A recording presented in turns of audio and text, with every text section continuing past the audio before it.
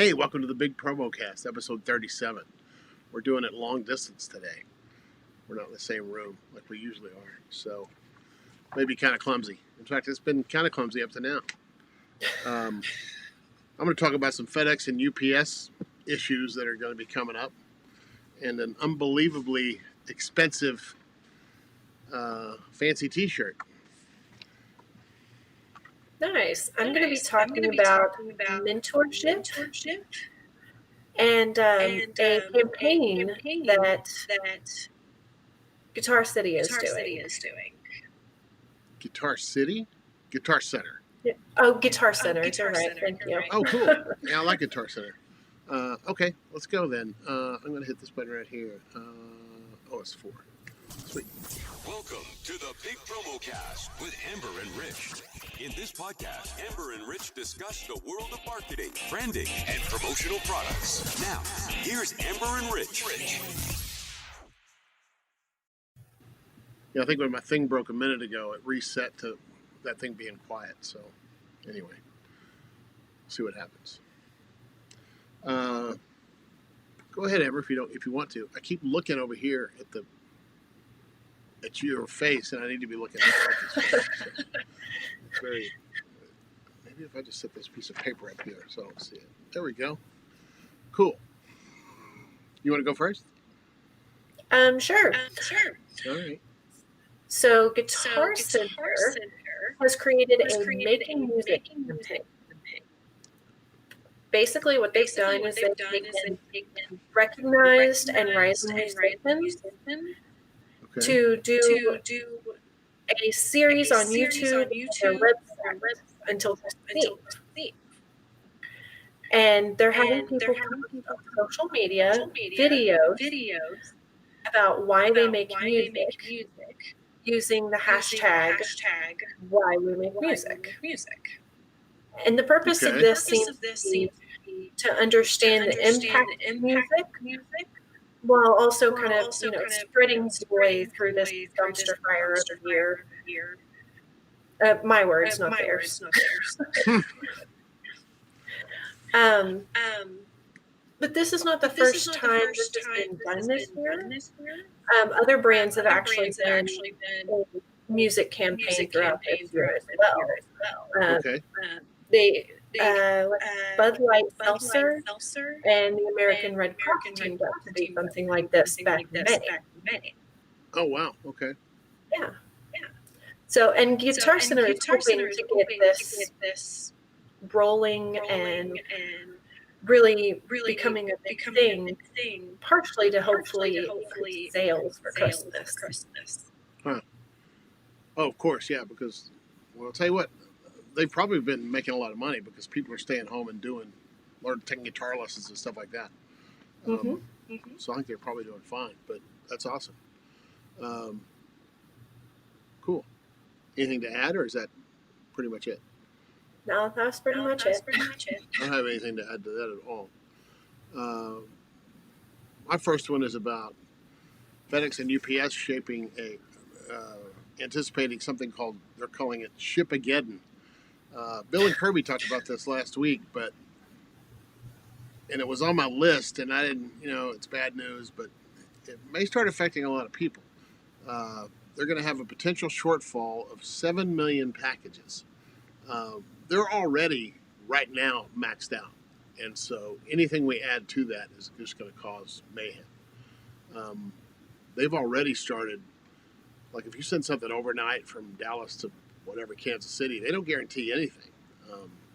You hope for the best. And we haven't had any problems yet that I know of, right? Shipping-wise? Yeah, I don't think so. Yeah, I don't think we have either. But anyway, just, if you have events that are timely and you need to get something to somewhere by a certain day, just, if it usually takes 3 days, just anticipate needing 4 or 5. I don't think they'll lose anything, but it's about to get hairy. I guess that's the whole gist of it, is that if you rely on FedEx or UPS, it's about to get hairy. Don't even discuss the post office. The post office already got bamboozled by this election crap. So, yeah.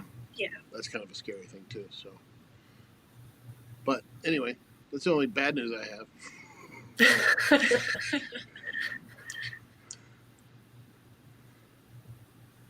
Go. Okay. This is very awkward. What a funny one. Oh, It is. episode 37, the episode from Al. Go ahead. So on Thursday, I did a blog post called "Why You Should Consider a Mentorship Program," All right. and I go over a few points in it.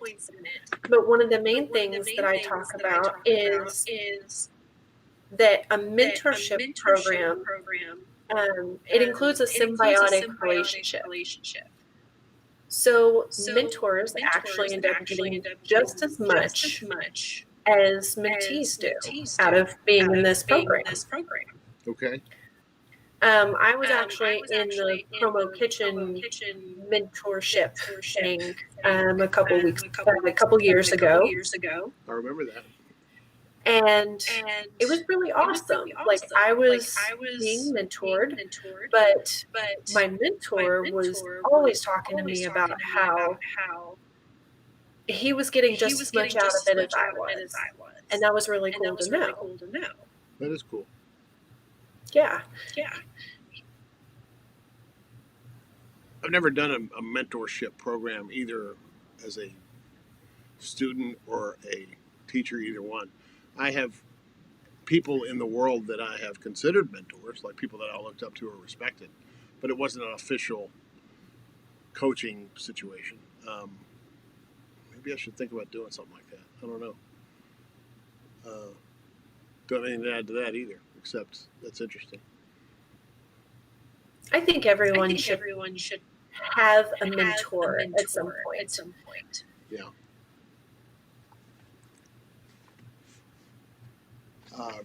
Especially if you're new at something, or if you're just getting into something, it's probably an excellent idea.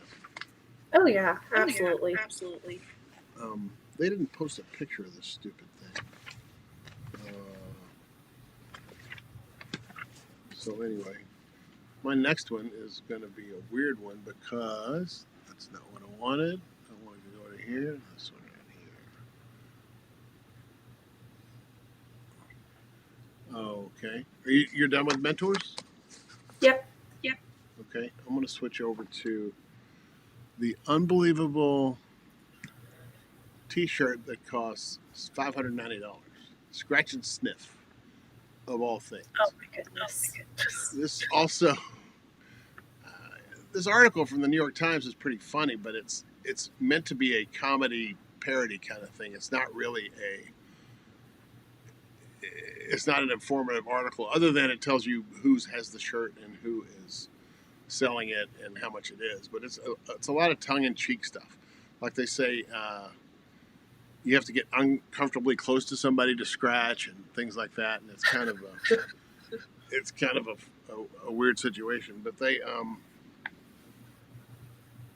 it's good for about 50 washes. It smells like, there's a men's version that smells like blackberries, a women's version that smells like cherry cough drops. Well, it smells supposed to be like cherries, but it actually smells like cherry cough drops. There's a unisex version that's strawberry. I don't know. Sounds horrendous. And it's a French thing, if that matters. So It figures. That sounds about right. Well, I don't know. I mean, it's quirky, but I don't even think at half price, or I don't even think at 10% of the price. I wouldn't even buy a $6 scratch and sniff, or would I? Maybe I would.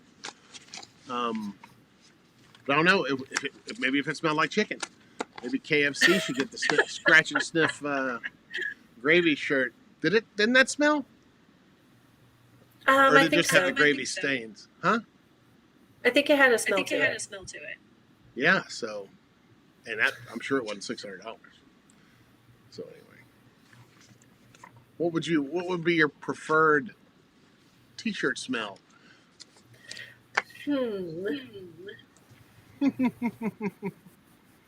Deodorant. Oh my goodness, that's no. What if you had a shirt that always smelled like it just came out of the washer. It always smelled like Downy, no matter what. So whether it's clean or not, you wear it for 2 weeks and it still smells fresh and clean. That's a good smell. Oh God. Anyway, my goodness, this is going to be the shortest episode ever. Did you have anything exciting this week? Well, except that I built a overhead camera stand in the office so I can start shooting some of this product shots, and that was interesting. I built it out of PVC pipe, and it cost $15. It's really cool. And then Nice. What else happened? The lady has almost moved out of your new office, so our friend Steven's going to paint that tomorrow morning, I think, and then we'll start moving in. Maybe we'll move you all in Monday night, and you can go to work in there on Tuesday. Cool. Other exciting stuff? I can't think of anything else exciting other than that. You? The election is over. You say it is, but talking about it's not. It's still going to be. Well, no. That part is definitely not done. But I run in circles with a bunch of people who were candidates. Yeah. Oh, that's true. And so the hard part for them is done and over with. Right. So well, luckily, you mean libertarian people or other people? Libertarian people. Okay, because I thought their hard part was all over on Tuesday, or did some of them win? No, there were some winners. Oh, cool! I didn't know that. Yeah. All I know about it is Joe and Spike. I didn't know that there were others that you were in cahoots with. The main thing is. Go ahead. No, I said and Andrew and Joe and Spike are the only ones I knew about. Yeah. The main thing is that I have all of my political projects that I'm helping with. Oh, right. Your interviews. And so stuff. Exactly. The interviews, I couldn't really do any of them because most of the people I was going to be interviewing were campaigning. Right. And the very end of the election, I couldn't get a hold of anybody. I'll bet. That makes sense, though. Well, good. Now a lot of people have a lot of time on their hands. Well, maybe not. Maybe they're busy getting ready to go do their job, too. Who knows? Yeah, true. Yeah, it's a good thing. When that news came out this morning, I was excited. I'm glad that it's at this point anyway. Because I sure was. I don't know. It's so frustrating when people don't do what they're supposed to do. And it's just face the music kind of thing. So... Fair enough. We had to suck it up 4 years ago. Now somebody else has to do some sucking up. That's all. That's what I say about that. Do you have any shout outs? Or is there something else you want to talk about? No, that was it. My shout out is to Monster for keeping me awake after having 5 hours of sleep last night. I have really crappy hours of sleep. Why'd you do that? Is there a reason for that, or you just couldn't sleep? No, I ended up waking up and I was up for like 2 hours after I woke up, and it was a mess last night. Did we talk about miracle mornings yet? I don't think so. No. 2 weeks ago, I saw an interview with a guy named Hal Elrod, and he has a program called Miracle Mornings, where you get up at a crazy, ungodly hour, and you spend that time before you have to actually start. Reading and meditation and reflecting. What is it? It's a thing called Savers. It's affirmations. Anyway, SAVERS. Each one stands for something you're supposed to do every day. I started doing that 2 weeks ago. Well, off and on 2 weeks ago. Some days I don't get up early enough, but a couple days I've been up at 5. Today I was up at 6:15. But basically, it's kind of like a self-care thing. I remember you talked about doing self-care, and it's Nice. The meditation part of it is hard for me, and the affirmation part of it is hard to me. Sitting around talking to yourself in the middle of the morning in the dark. Yeah. It's kind of a weird thing. And then the meditation stuff is also, it's just something I'm not used to, and people swear by it. I just don't. Basically, I just get the breathing app on my Apple Watch and do that for about 5 minutes, and just to ease into the day. But anyway, Well, that Miracle worked. Mornings. That works. Miracle Mornings is what that is. So if you're interested in that, check it out. Nice. Nice. Anyway, that's all. So shout out to Hal Elrod. I'll put a link to him. Anything else? That's all I got. That's all I got. Well, I want to stick a fork in this one, kind of like the election of 2020. Because this one has been just as much of a debacle as the last 4 years has been. Are you cool with that? Yeah. Yeah. Have a good Saturday, Amber. I'll talk to you next week. All right. You All too. right. You too. Bye, everybody. Bye. Bye. Hit the button. Okay.